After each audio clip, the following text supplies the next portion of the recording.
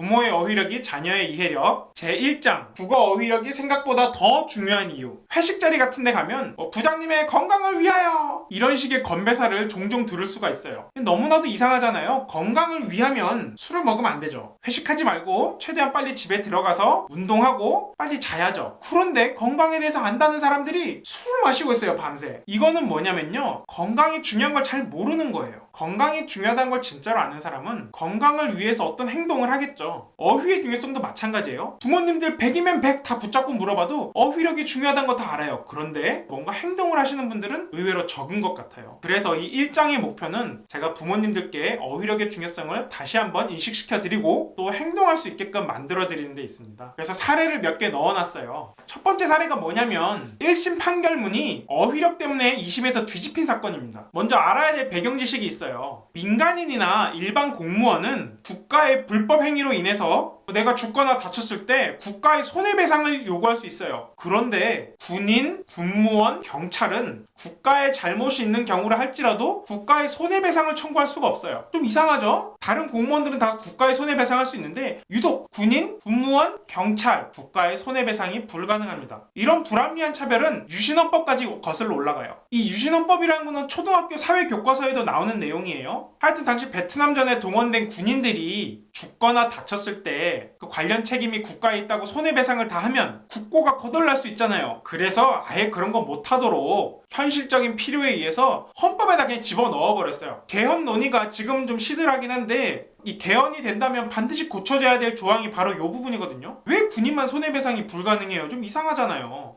당시에는 그랬다 쳐도 현재에도 이걸 그대로 유지하는 건 굉장히 불합리한데 아직 개헌이 안 되면서 이 조항이 그대로 있습니다. 근데 어떤 일이 있었느냐? 육군 병사로 들어간 오 모 씨가 군의 치료 지연으로 인해 사지마비가 됐어요. 그래서 그 부모가 국가에 손해배상을 청구한 거예요. 1심에서는 법이 본인이나 유족은 손해배상을 청구할 수 없으니까 너네 돈 못 줘 이렇게 판결을 했어요. 그런데 2심에서 이게 뒤집혔어요. 왜냐? 법에는 본인이나 유족이 손해배상을 못한다 그랬는데 이 유족은 누구예요? 죽은 사람의 가족이잖아요. 죽은 사람의 가족. 근데 이 소송을 제기한 부모는 유족이에요? 아니에요. 아들이 사지마비가 되어 있을지언정 죽지는 않았다고요. 그래서 유족이 아니에요. 그래서 판사가 사전의 의미를 보니까 유족은 죽은 사람의 부모다. 그래서 그 판결문을 보면 사전을 보아도 유족의 의미가 이러하고 또 법령을 살펴봐도 유족과 유족이 아닌 경우에 대해서 구별해서 서술하고 있기 때문에 이 사지마비가 된 병사의 부모, 이들은 손해배상을 할 수 있다는 거예요. 본인도 아니고 유족도 아니니까 법에서 금지한 대상이 아니에요. 그래서 국가가 이 부모에게 2천만 원을 배상하라는 판결을 내렸습니다. 정말 어휘의 힘이 무엇인지 알 수 있는 사례예요. 이 유족이란 단어를 판사가 면밀히 살펴본 덕분에 아마 변호사 측에서도 이 유족이란 단어를 갖고 변론을 했겠죠. 그래서 이 본인과 유족의 어휘의 틈 사이로 들어가서 억울한 사람에게 국가가